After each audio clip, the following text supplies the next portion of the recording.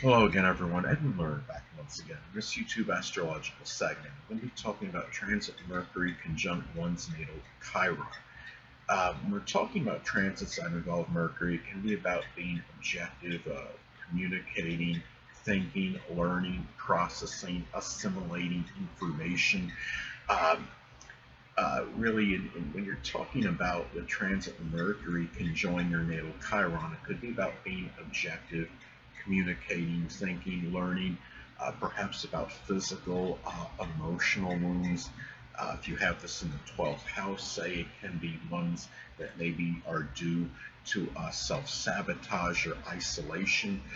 Perhaps if this is and also suffering you may have endured. If this is in Scorpio, say it can be maybe due to maybe maybe being manipulated by people, or dealing with somebody that was vengeful or vindictive. It's in the Scorpio in the 4th house. It could be a sadistic family member that might have caused some suffering, some tribulation in your life.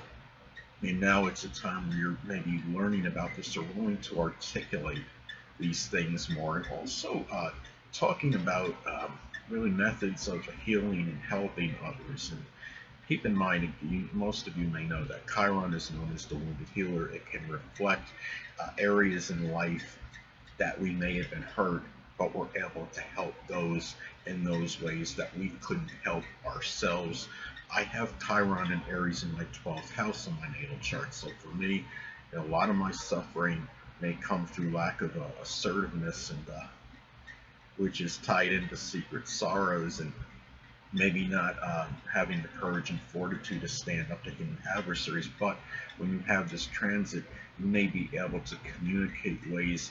Well, if I have this transit hitting my Chiron Aries in my 12th house, well, that can manifest in me being able to articulate ways to others that they could, where they can use that courage and fortitude to stand up to people that are hidden adversaries, that are people that are not their friends, and maybe pretending to be them, just like somebody that might be using somebody as an example, but putting the label friend on them so they can have more apt to do this. But anyway, it's also it could be as well. I mean, pain. Chiron astrology can be about the pain that runs deep in us, and Chiron and Aries could be be about losing a physical confrontation. It could be actual.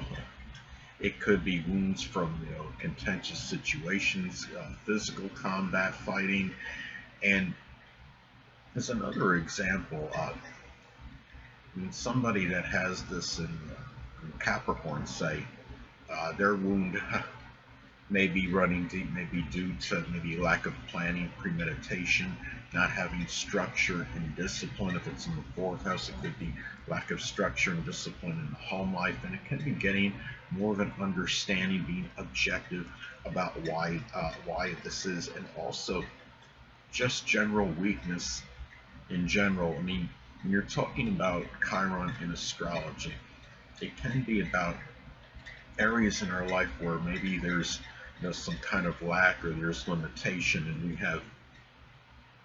we're just simply weak, and where we're not as strong, and we don't really emphasize. So a way this could manifest, this could be about really being able to communicate more about our weaknesses. If it's in Taurus, it could be something to lack of persistence or perseverance, or having patience. This could be, I mean, when you're talking about this transit, it can be a time where we're learning about why we have diminished self-esteem, and really, and I mean, if this is in Gemini, say, it can be maybe it's thinking and communicating and trying to understand that maybe you have lack of self-esteem or self-worth due to not being well-rounded enough, not expressing versatility, maybe difficulty in articulating things or processing information, uh, because Chiron could be an area where we're inept in life. And if somebody has, you know, somebody has this in the zodiac sign Cancer is another example. It could be where we're thinking, contemplating about maybe having some lack or ineptitude in nurturing and expressing sympathy, being able to rescue others, perhaps being able to show a strong emotion. And also, this is a time where you might find yourself more apt to speak about and articulate matters with anguish and suffering in general. And again, going back to my example, having Chiron in Aries in the 12th house of my natal chart, when I have this transit, I may be more apt to articulate thoughts regarding suffering, maybe due to lack of assertiveness, aggressiveness, initiative, enterprise, and being able to work through limitations, which is the 12th house. It could be physical battles, which is Aries, might be tied into secret sorrows. This could also be, keep in mind that Mercury is more than just about communication, assimilating information, learning. This could be a time too where, Mercury is also associated with short journeys. So this could manifest in some people taking short journeys. Could just be in your local community to help and heal others. If you're somebody that has this in Sagittarius, maybe it's through religion. If it's in Pisces, it could be through spirituality. Let me give you an example by sign and house. Say if you have this in Taurus, what I want to say is, say if you have another example, this is something where you're really, short journeys, again, might be done to help and heal others. And another example, let's say if you have this in Taurus in your 8th house in your natal chart, it could be about staying unflappable in a crisis situation, getting help maybe through mentoring, maybe a trip to a friend's house that might be able to help you with this. Let's take another example. Say if this is in Leo in the 3rd house in your natal chart. Maybe this is a short journey, to deal with a child that might be bullied in school, because remember, Leo can be associated with bullying, I would say, and the 3rd house is early education. Now, another thing too is that remember that Mercury can also be connected with siblings, cousins, and neighbors. And these people at this time might be more prominent. It could be in your diminished self-esteem or self-worth. It doesn't mean that they're always, it's going to be negative all the time, but let's say this is in the zodiac sign Cancer in your 2nd house. It could be that somehow these people might be more prominent, maybe in you, maybe bringing, whether it's they're bringing something up, dredging, bringing something up from the past, giving you a reminder, maybe some inability to be protective of your assets and money. Remember, Cancer is associated with protection. 2nd house is about money, our possessions. Maybe they just give you an understanding and greater conception of why this is. Now, let's say this is in Gemini in your 9th house as an example.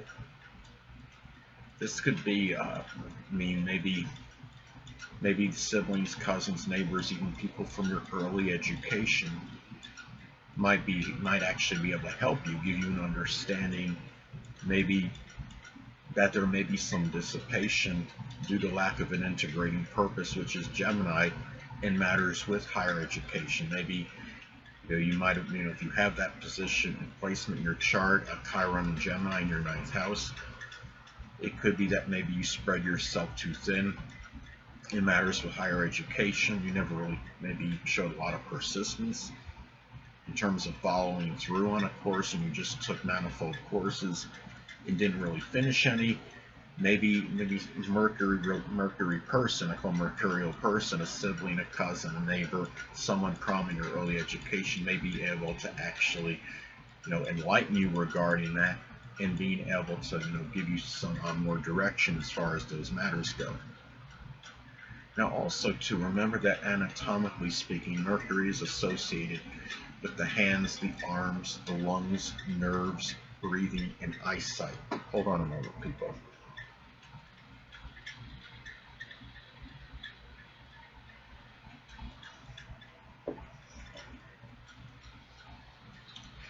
And matters with hands, arms, lungs, nerves, breathing, eyesight.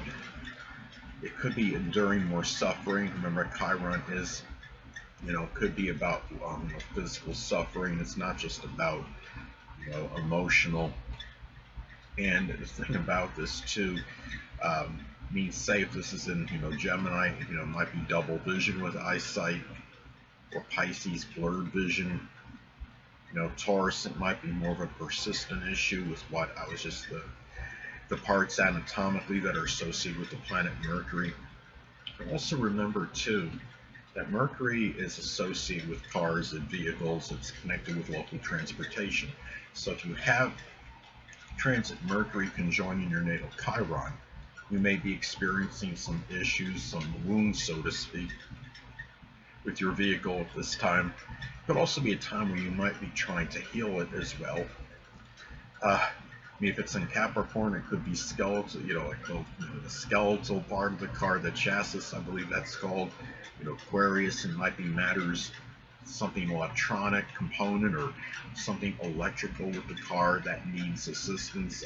Might have issues with Pisces. It could be a chemical issue, or it could be something just very confounding and nebulous and unclear that you're having trouble actually diagnosing.